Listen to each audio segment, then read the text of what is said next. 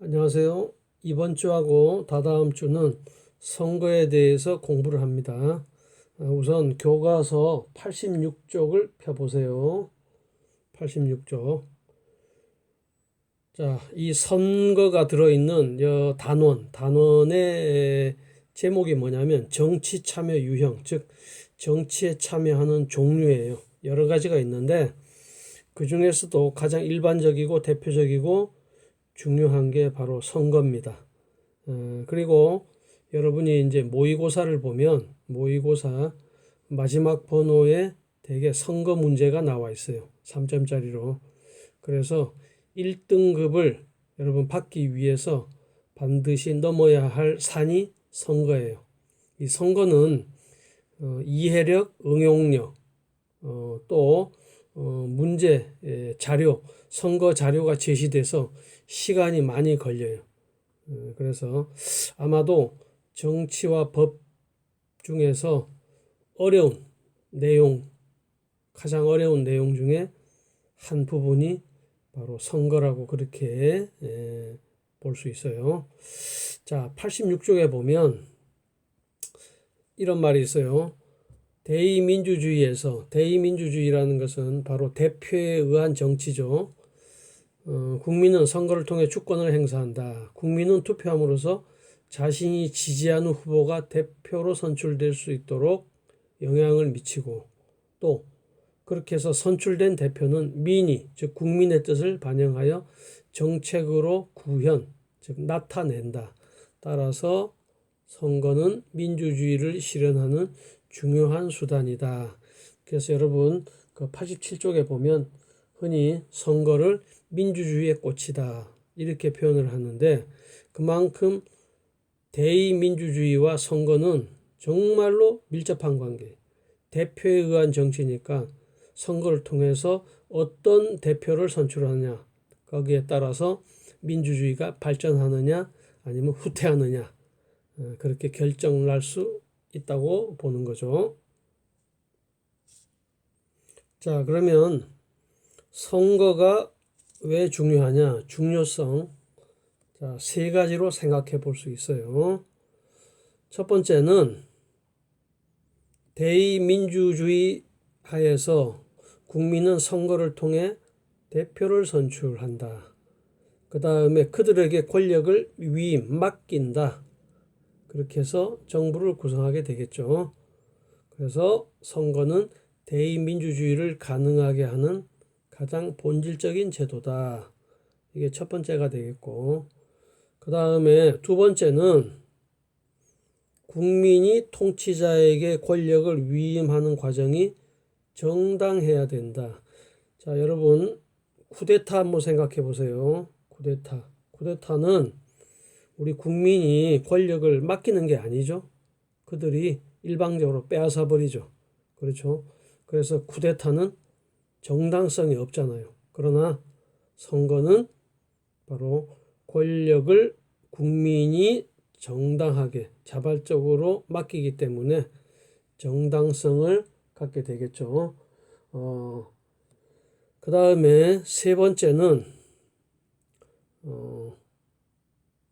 선출된 대표에게 그동안의 직무 수행에 관한 정치적 책임을 물을 수 있다. 자, 세 번째.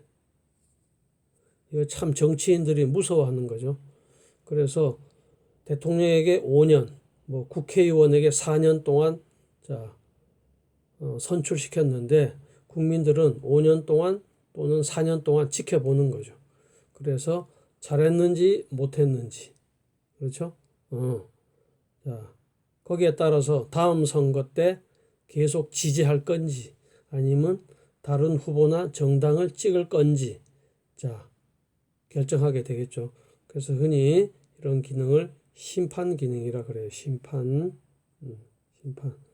그래서 정치인들은 다음 선거를 의식해서 더욱더 잘하려고 하고, 그렇게 하면 더욱더 정치가 발전하게 되겠죠. 그래서 선거는 한 나라가 얼마나 민주적인지를 측정하는 중요한 요소가 된다. 그래서 민주주의가 얼마나 발전됐느냐, 바로 선거를 통해 통해서 평가할 수 있고, 다행히 우리나라는 대통령 선거 같은 경우 평화적 정권 교체가 이루어지는 세계에서 그렇게 많지 않은 그런 국가 중에서 우리는 당당히 좋은 그러한 대통령 선거를 통해서 바로 선진 민주 정치를 하고 있다, 그렇게 볼 수 있어요.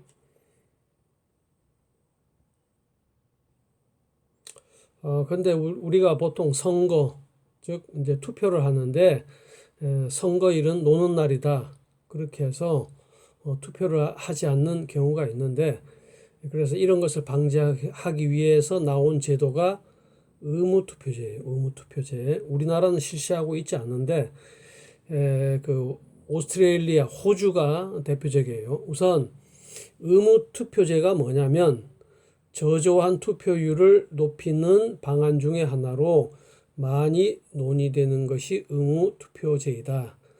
의무투표제란 선거에 참여하지 않은 사람에게 과태료를 부과하거나 공직 취업을 제한하는 등 제재를 가하는 것, 뭔가 불이익을 준다는 거죠. 그래서 대표적인 나라가 오스트레일리아. 그래서 여기는 특별한 사유가 있는 사람을 제외한 모든 국민이 선거인 명부, 즉 그 명부라는 것은 여러분 출석부 같이 이름이 적힌 장부를 명부라 그래요. 그렇게 등록을 하고, 그 다음에 등록하지 않으면 벌금 부과되고, 또 여기에 따라서 투표에 불참하게 되면 이유를 밝히고 타당한 이유가 되지 않으면 이렇게 벌금을 낸다. 이렇게 해서 이 호주는 일찍이 이 의무투표제가 실시돼서 그래서 평균 94.5%, 상당히 높죠. 자, 이런 결과를 나타내고 있어요. 참고로 우리나라 같은 경우는 대통령 선거는 한 70%대예요. 그러니까 2017년 77%, 그 다음으로 높은 게 국회의원 선거 2020년에 66%, 그 다음에 2018년에 지방선거 60%, 대선, 그 다음에 국회의원 선거, 지방선거, 이 순서대로 높죠. 그래서 어떻게 하면 투표율을 높일까 많이 고민을 하고 있는 그러한 방법 중에 하나가 의무투표제다, 그런 얘기예요. 그런데 만약에 여기 밑에 우리나라의 의무투표제가 도입된다면 어떤 장단점이 있을까? 자, 오른쪽을 보세요. 오른쪽을 보시면, 자, 여기부터 보세요. 우리나라의 의무투표제가 도입된다면 유권자의 투표 참여를 독려하기 위해 많은 비용을 사용하지 않아도 되므로 선거 비용을 절감할 수 있다. 그래서 여러분 투표 앞두면 그 TV 광고 나오는 거 볼 수 있죠? 뭐 투표를 합시다. 사실 그것도 다 방송사에 돈을 내고 하는 광고니까 선거관리위원회에서 그만큼 선거 비용을 절감할 수 있다. 그런 장점이 있고, 물론 투표율은 높아지겠죠. 강제로 하니까. 그러나 단점으로 보면 자유로운 선거 참여와 정치적 선택의 자유에 제한을 가하는 것이기 때문에 위헌 시비 등 사회적 논란을 낳을 수 있다. 자, 우리 정치적 의사, 중요한 헌법에 보장된 우리 자유권인데 이런 것을 강제한다 그러면 바로 국민의 기본권을 제한하지 않느냐, 그런 문제점이 나타날 수 있겠죠. 자, 그 다음 88쪽을 보세요. 자, 그럼 선거는 어떤 일을 하는가? 기능을 보면, 자, 88쪽에 자세히 나와 있어요. 우선 첫 번째, 대의민주정치체제에서 선거의 주된 기능은 대표의 선출이에요. 결국은 대표에 의한 정치니까 그 대표를 뽑는 그 기능이 가장 첫 번째 기능이 되겠죠. 그렇게 해서 선거를 통해서 우리 국정, 나라를 이끌어갈 대표를 직접 선출한다. 그리고 이제 이건 대통령 같은 경우가 되겠죠. 그 다음에 그 의회, 즉 국민의 대표, 국회의원이 되겠죠. 그래서 국회의원들은 국민을 위해서 나라를 이끌어간다. 그러면 이걸 통해서 뭘 할 수 있나요? 국민 주권의 원리가 실현된다. 국가의 가장 최고의 권리가 주권이고 그 주권이 국민에게 있다는 그 원리를 몸소 체험하고 느끼고 또 배우는 그리고 현실적으로 나타나는 가장 대표적인 기능이 바로 선거다 이렇게 볼 수 있어요. 그 다음에 선거는 선출된 대표의 정치 권력의 정당성을 부여한다. 여러분 정치 권력의 중요한 요소가 바로 정당성이죠. 아까도 얘기했지만은 쿠데타에 의해서 권력을 잡게 되면 그것은 정당하지 못한 거죠. 그러면 비록 권력을 잡았더라도 국민의 비판, 저항으로부터 내내 시달리게 되겠죠. 그렇죠. 그러나 선거를 통해서 바로 이렇게 합법적 선거제를 통해서 선출된 대표는 가장 국민의 동의와 지지를 받는 것. 이게 바로 정당성이죠. 그렇게 해서 정치가 원만하게 나타날 수 있다. 안정된다. 그런 얘기예요. 그 다음에 선거는 권력을 통제하고 책임 정치를 실현한다. 자, 결국은 권력을 통제한다는 얘기는 바로 예를 들면 대통령 같은 경우 대통령이 자기 멋대로 마음대로 권력을 행사하지 못하도록 하는 그 수단이 바로 선거죠. 비록 우리나라는 대통령 한 번밖에 못하지만은 그러나 그 대통령이 속한 정당의 후보가 다음 선거에 출마하기 때문에 현재 대통령은 다음 대통령 선출을 위해서라도 국민을 항상 의식하면서 그렇게 해서 정치를 이끌어 가겠죠. 자, 그리고 또 다음 선거에 자기당 후보가 바로 당선되기 위해서 열심히 해야 되겠죠. 그렇죠? 그렇게 해서 잘하느냐 못하느냐 거기에 따라서 선거의 결과가 나타나니까 그래서 여기 보면 국민의 뜻에 어긋난다. 또 그러면 만약에 다른 후보나 정당을 선택할 것이다. 이렇게 해서 바로 대표와 정당을 심판한다. 바로 심판의 기능. 자, 그렇게 해서 결국은 책임 정치를 가능하게 한다. 책임 정치를 가능하게. 그래서 정치를 잘 할 수 있도록 바로 이끌어가는 그러한 수단이 바로 선거다. 그렇게 이해하면 되겠어요. 자, 그 다음 마지막으로 선거의 기능은 유권자를 교육하는 기능이에요. 자, 평소에는 우리가 정치에 대해서 무관심하고 있다가 이제 선거철이 다가오면 막 후보자들이 적극적으로 정책을 내놓고 또 직접 유권자와 악수하면서 그렇게 해서 스킨십을 하겠죠. 결국은 표를 달라고 하는 건데, 자, 그러면 평소에 무관심하던 그러한 우리 태도가 정치, 선거 과정을 통해서 정치에 대해서 많은 것을 알아가고 또 정치에 관한 많은 정보를 접하게 되겠죠. 그렇게 해서 유권자들, 여러분이 지금 정법 시간에 정치를 배우는 것뿐만 아니라 선거가 일종의 정법이 되겠죠.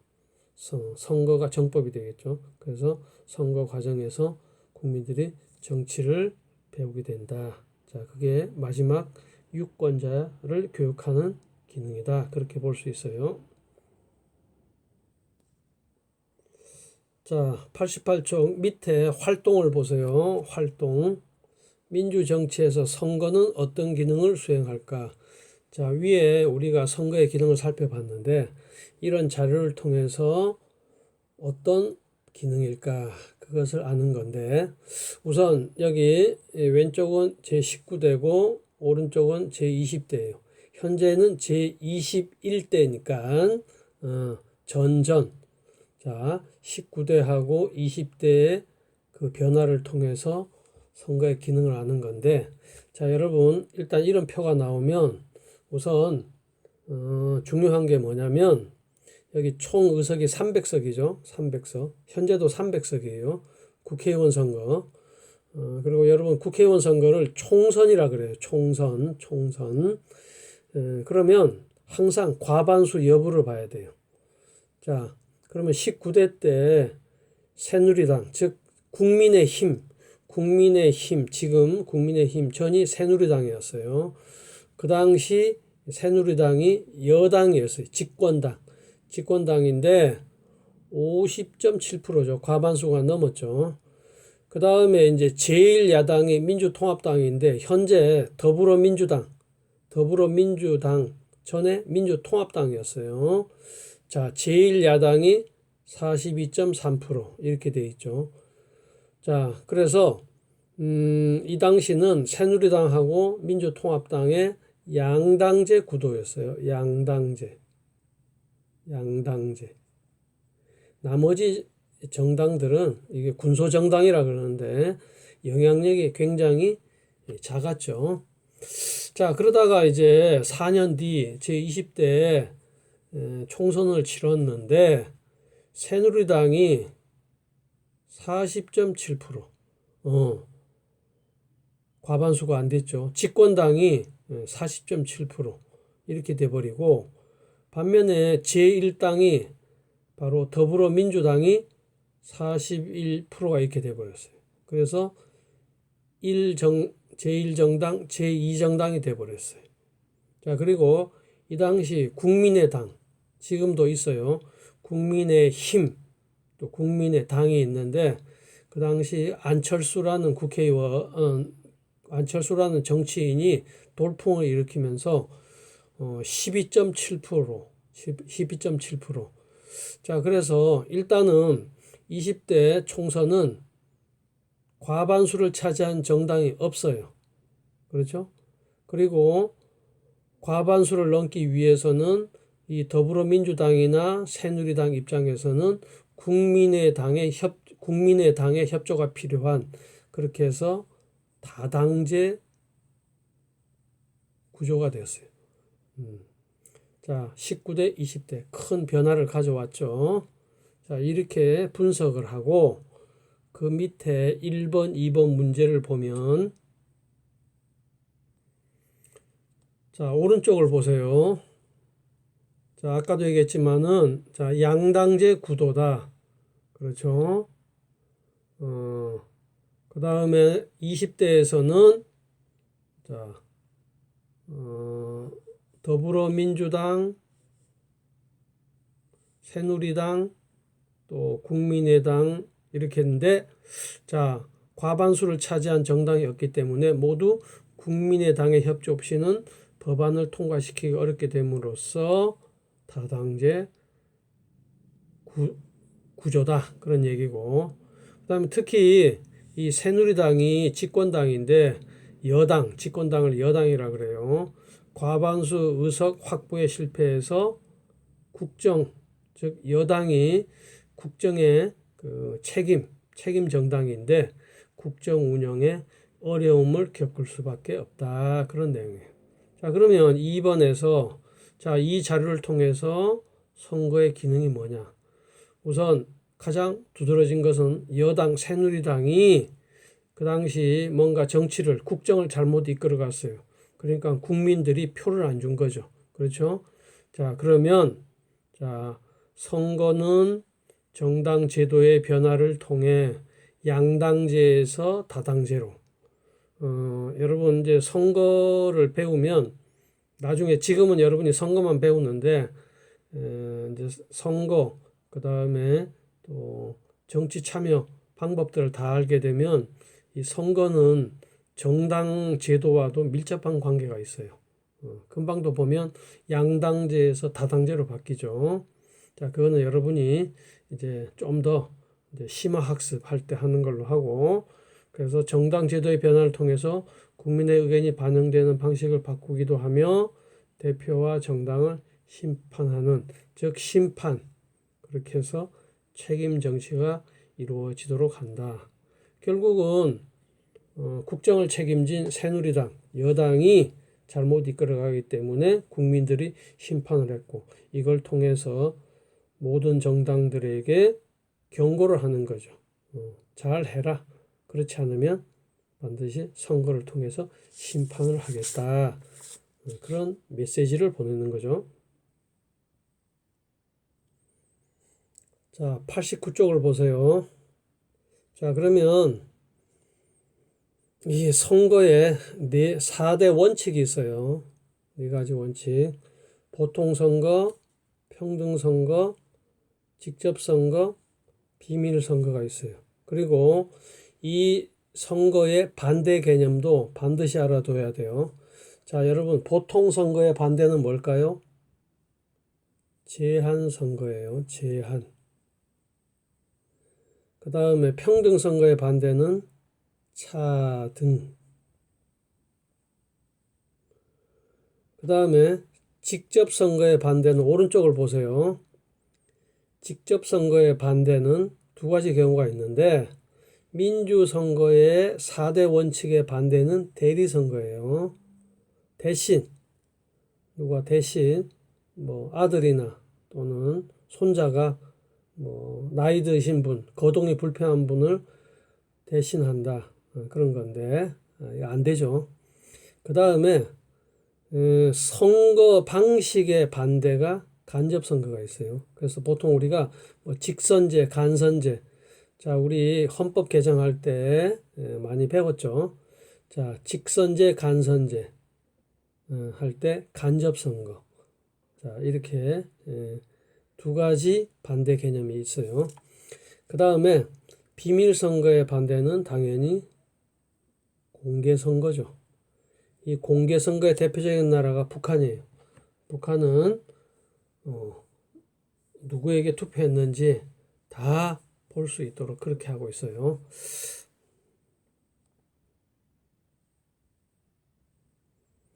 자, 그러면 이 보통선거는 개념이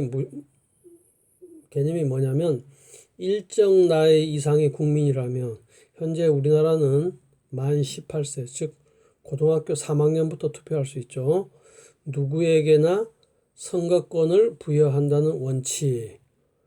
자, 이 원칙이 확립되기 전에는 그러니까 보통 세계적으로 보면 20세기 초에 이 보통선거가 확립이 됐는데, 그전에는 인종, 종교, 신분, 성별, 재산, 선거권이 제한됐어요. 그래서 제한선거라고 그래요. 특히 시민혁명 이후에 제한된 민주주의다. 그런 말 우리 공부했었죠. 그 당시는 성별, 여성들에게 투표권 안 줬어요. 그 다음에 재산 많은 사람에게 줬어요. 그래서 제한된 민주주의가 다른 말로 하면 그 당시는 제한선거라는 얘기죠.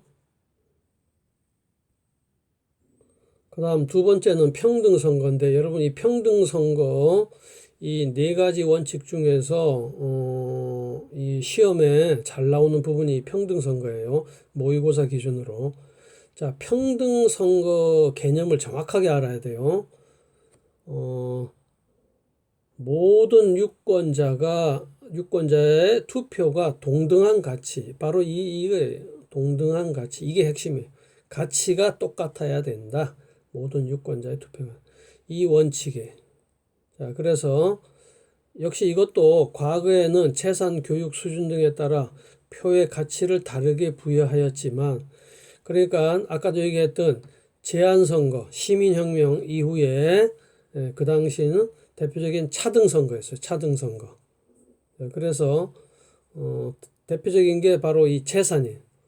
그러니까 재산이 많은 사람한테는 1인 10표, 그렇지 않은 사람한테는 1인 5표, 또 뭐 1인 1표 이런 식으로 가치를 다르게 부여했어요. 그래서 차등선거라 그러는데, 지금은 동등한 가치를 지닌 한 표를 부여한다. 자, 그러면 조금 전에 내가 왜 이게 시험에 중요하냐? 그러면 자, 여러분 교과서 91쪽을 보세요. 교과서 91쪽에 보면 거기 위에서 하나, 둘, 셋, 넷, 다섯 번째 이런 말이 있어요. 또한 선거구의 획정이 잘못 이루어지면 표의 등가성 문제가 발생. 여러분 표의 등가성 문제 동그라미 치세요. 표의 등가성 문제. 자, 이 표의 등가성 문제 발생 옆에다가 평등선거 원칙의 위배. 자, 평등선거 원칙의 위배라고 적어보세요. 다시 한번 표의 등가성 문제가 발생한다. 이 얘기는 평등선거 원칙에 위배된다. 그런 얘기예요. 자, 이거는 여러분 91쪽 가서 설명을 해주겠습니다. 그래서 이게 그 표의 등가성 문제, 표의 등가성, 가치가 같다 그런 말이죠. 등가성 문제가 나타나요. 자, 요거는 91쪽에서 살펴보기로 하고, 아무튼 평등선거는 동등한 가치, 표의 가치가 똑같아야 된다 그런 얘기예요.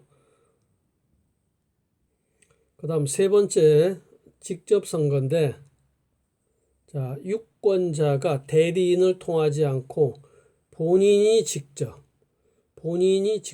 투표해야 한다. 결국은 어떤 정치적 의사를 직접 나타내야 된다 그런 얘기예요. 그래서 여기 할머니가 거동이 불편해서 다른 사람 손자나 아들을 시킨다 절대 안 되죠. 뭐 보면 그 휠체어 타고 가거나 아마 뭐 여러 가지 방법으로 해서 하여튼 직접 투표하는 그런 모습이 TV에 나오는데 바로 이게 직접 선거입니다. 만약에 이 반대인 대리 투표가 허용되면 본인의 의사에 반대되는 투표가 이루어진다. 그래서 책임 정치를 나타내기 어렵다. 그래서 바로 직접 투표해야 된다. 그런 거예요. 자, 네 번째는 이제 비밀 선거인데 유권자가 누구에게 투표하였는지 다른 사람이 알지 못하도록 해야 된다. 자, 왜 그럴까요? 결국은 다른 사람이 지켜본다면 유권자의 자유로운 선택이 방해되겠죠. 그렇죠?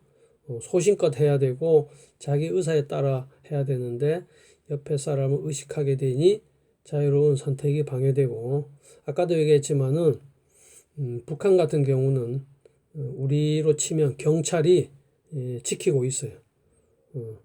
그런 상황에서 예를 들면 김정은에 관한 투표를 하는데 OX가 있는데 X를 할 수 있겠어요? 못하죠.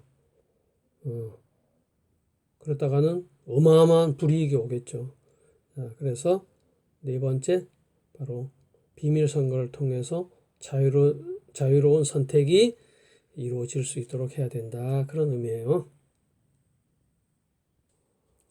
자, 89쪽 밑에 자, 우리 미국 대통령 선거에 대해서 알아봐요. 미국 대통령 선거. 여기는 선거인단에 의한 흔히 말하는 간접선거 뭐 이렇게 얘기하는데 사실은 알고 보면 직접선거 원칙이에요. 왜 그런지 좀 이따가 보고. 자, 미국 대통령 선거는 대통령 선거 실시하는 나라 중에서 가장 복잡해요. 그러니까 우리나라에 비하면 굉장히 복잡하죠. 바로 선거인단이라는 그 독특한 제도가 있고 또 뭐 승자 독식이라는 제도가 있는데, 자, 그러면 한번 살펴봐요.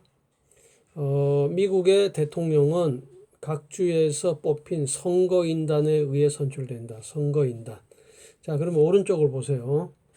자, 미국은 50개 주가 있죠. 여기에 각 주별로 선거인단이 있어요. 그러니까 선거인단이라는 것은 대통령을 선출하는 그런 사람을 말하는데, 여기 주에 보면 이제 이렇게 그 인구에 비례해 가지고 이렇게 나타나는데, 여러분 여기 캘리포니아 55 많죠? 그 다음에 여기 텍사스 38, 그 다음에 플로리다 29, 또 여기 펜실바니아 20, 그 다음에 뭐 일리노이주. 자, 이렇게 선거인단이 많은 주가 있겠죠. 자, 이 주의 선거인단은 일단은 여기 왼쪽을 보세요. 미국의 각 주에서 인구 비례로 선출된 투표인단으로, 그러니까 대통령 투표를 하기 위한 그런 사람들이죠. 유권자들은, 미국 국민들은 각 정당이 내세운 선거인단 후보에 투표함으로써 선거인단을 구성한다. 자, 이렇게 보면 이게 간접선거 방식인데 실제로는 이 직접선거 원칙이에요. 자, 우선 선거인단은 해당 주의 하원 의원과 상원 의원을 합한 수만큼 배정받는다. 자, 오른쪽을 보세요. 오른쪽을 보면 미국은 상원 의원이 모두 100명이에요. 50개 주에 2명씩. 그 다음에 하원은 인구 비례에 따라서 435명. 따라서 모두 538명의 선거인단이에요. 그러면 여기에서 대통령이 되기 위해서는 바로 270명을 얻으면 당선이 되죠. 작년에 11월 미국 대통령 선거 결과에 바이든 대통령이 306명, 트럼프는 232명에 그쳐서 바이든이 당선이 되었죠. 자, 그 다음, 자, 이 미국 대통령 선거의 특징들이 나타나는데, 여기 보면 주 대부분은 승자 독식 방식으로 선거인단을 지정한다. 승자 독식 방식. 아주 독특하죠. 이게 이제 연방제 국가에서 나타나는 특징인데, 그 주에서, 투표에서 이기게 되면 그 후보자가 선거인단을 몽땅 가져가는 거예요. 그래서 이걸 영어로 winner takes all이라 그래요. 그래서 여기 보면 그 주의 선거인단 전체를 차지하게 된다. 자, 이것 때문에 어떤 일이 일어나냐면 전국 투표에서는 이겼어도 선거인단 수 확보에 져서 대통령이 되지 못하는 특이한 경우가 나타나요. 우리 대통령 선거로는 도대체 일어날 수 없는 일이 미국에서 일어나요. 그리고 실제 2000년 엘고라는 사람이 일반 유권자 투표에서 그 당시 부시 대통령을 전국 투표는 이겼는데도 선거인단 과반 확보에 실패해서 낙선한 그런 일이 있었어요. 자, 바로 미국의 이 독특한 선거 특징 때문에 이런 일이 일어나는데, 자, 오른쪽을 보세요. 자, 내가 예시를 하나 만들었어요. 전국 투표에서는, 우리나라는 전국 투표죠. 자, 그러나 미국은 전국 투표보다는 선거인단을 얻어야 돼요. 자, 그러면 예를 들면 여기 주가 A, B, C, D, E 5개 주가 있고 여기에 각 주의 선거인단이 각각 20명으로 모두 100명이에요. 100명에다 치면, 자, 여기 전국 투표에서 전체 유권자 득표수가 되는 거죠. 가 후보, 나 후보가 있는데 A주에서는 좀 극단적이지만은 100대 0이니까, 자, 그러면 선거인단은 누가 가져가요? 가 후보가 가져가요. 얼마? 20만큼. 그 다음에 B에서는 49대 51이죠. 자, 아까 승자 독식이라 그랬죠. 한 표라도 이긴 후보가 그 주의 선거인단을 몽땅 가져가니까, 자, B주에서는 나 후보가 20. 이걸 49대 51 비율로 가져가는 게 아니에요. 그 다음에 C는 역시 가 후보가 이겼으니까 20. 그 다음에 D는 나 후보가 이겼으니까 20. 그 다음에 E는 역시 나 후보가 이겨서 20. 자, 이렇게. 그렇게 해서 전국 투표로 보면 가 후보가 이겼어요. 326. 그러나 선거인단 득표수를 보면 나 후보가 60이죠. 그렇죠? 그래서 우리 한국 방식으로 하면 당연히 가 후보가 당선되지만은 미국은 선거인단이 중요하기 때문에 나 후보가 당선이 된다. 바로 미국의 독특한 그러한 대통령 선거 방식을 알 수 있죠. 그래서 2000년 미국 대통령 선거에 부시라는 사람하고 고어라는 사람이 맞붙었는데, 자, 고어라는 이 후보는 여기 보면 전국 투표에서 48.38%, 자, 부시는 47.87% 이겼죠. 그러나 이건 필요 없어요. 바로 중요한 거 이거거든요. 선거인단. 그래서 부시가 270에 간신히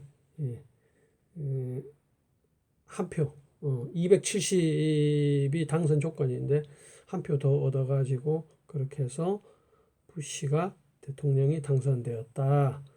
그런 걸 알 수 있죠.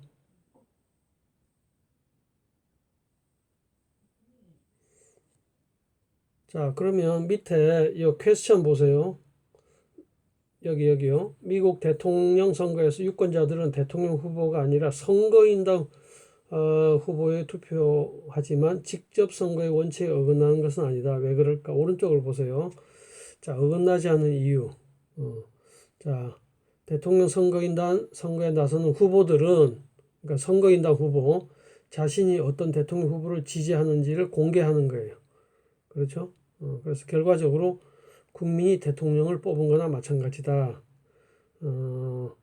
국민이 선거인이 마음에 들어서 뽑아주는 게 아니에요. 선거인. 그 선거인이 뽑겠다고 말하는 대통령 후보 때문에 그 선거인을 뽑아주는 거예요. 그래서 결국은 국민과 선거인단이 하나다. 따라서 바로 형식적으로는 간접 선거지만은 속을 들여다보면 실질적으로는 바로 직접 선거의 형태를 갖추고 있다. 이렇게 볼 수 있겠어요. 자, 그러면 오늘 첫 번째 시간 여기까지 하겠습니다. 수고했습니다.